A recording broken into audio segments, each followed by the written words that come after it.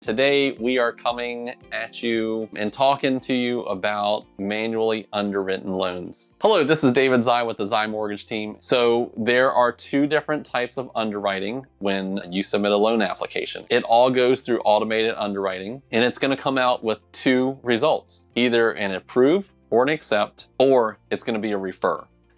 Refer does not mean that you are not eligible to do the loan. All it means is that an underwriter has to look at your loan and determine whether it is deliverable to FHA. With that being said, we're going to talk about the reasons that your loan is manually underwritten, and maybe you can work on these things prior to submitting your loan application. There are times that you will get an approval up front. The loan officer is super stoked, super excited, and they're like, hey, you're eligible for a loan. This is great. However, that's the difference between a pre-qualification and a pre-approval and an approval from the underwriter, okay? So let's think of it as three steps, okay? Pre-qualification, pre-approval, and then approval from the underwriter. When you're doing a pre-qualification, we've basically taken down all of your information and we're like, yes, everything looks good. Your income, your assets, your liabilities, check, check, check, okay? Here's your maximum qualification amount. And as long as you follow through with everything that we need in terms of your documentation, income, assets, and liabilities, we can actually get you pre-qualified. You now have provided all of your documents to us and we've pre-qualified you. And we were like, hey, we've verified all this stuff. It matches with the information that you verbally provided to me. You go out and you start shopping for a home, you identify the home, and let's say the interest rates have gone up because that's all they've been doing recently, right? Not to be the bearer of bad news, but you know, everything that goes up must come down. So there's always a light at the end of the tunnel. Now we've gone through the pre-qualification process, check.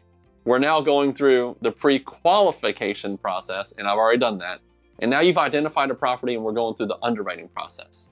Well, during the process of underwriting, the underwriter has now discovered that your debt to income ratio has increased from your initial pre-qualification. And now when they run it through the automated underwriting system, instead of getting an approval or an accept, they're getting a refer.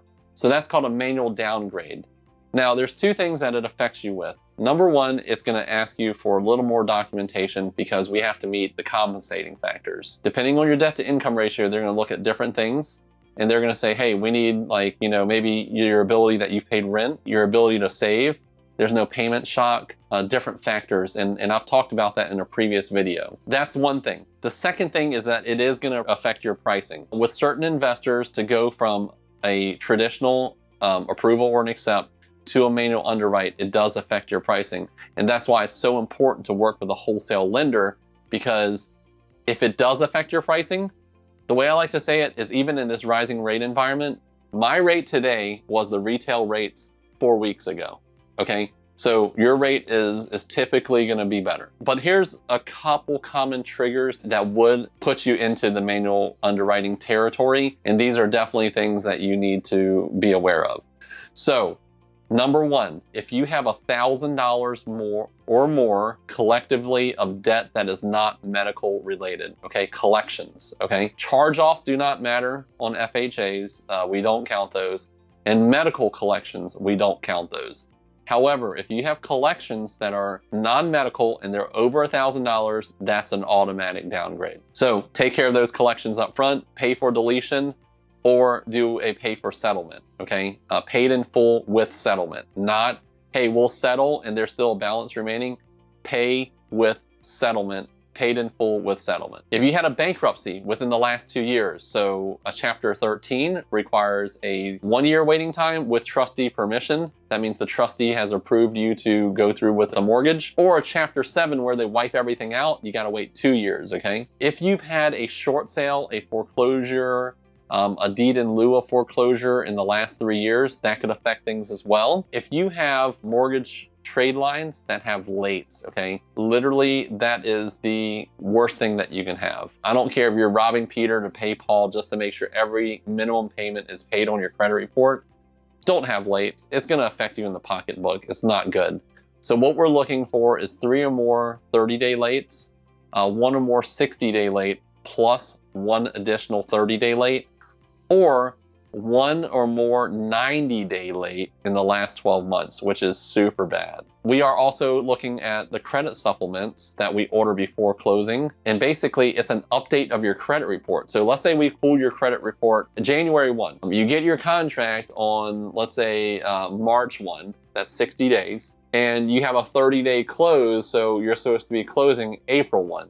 However, we haven't checked your credit in 60 days. We're gonna need a refresh prior to closing. So typically that refresh happens probably around that March 15th timeframe, March 20-something timeframe.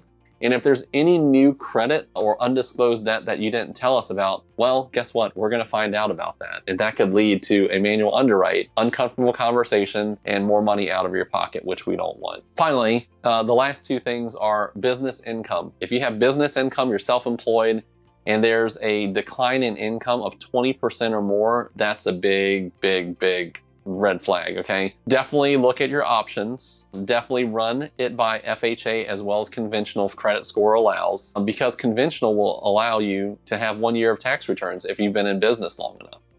And then finally, borrowers without a credit score. As a borrower without a credit score, you can buy a home. However, it will require you to go through the manual underwriting guidelines. Be sure to look up all the compensating factors that you can have if you feel like your loan will be manually underwrite. Let's say, you think your debt to income ratio is going to be a little shaky, and you'll know that because, it's going to be hard for you to save money, or you've had credit challenges in the past.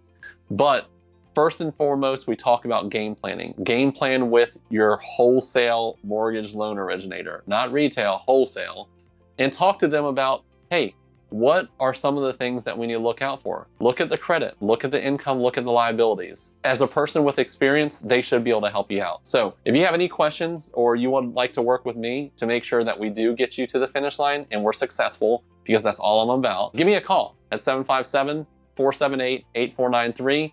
This is David Zai with the Zai Mortgage Team. Please be sure to subscribe to our channel because we provide excellent content. Like our channel, tell your friends about it, comment if you have any questions. And I look forward to helping you out. All right, talk to you later. Bye.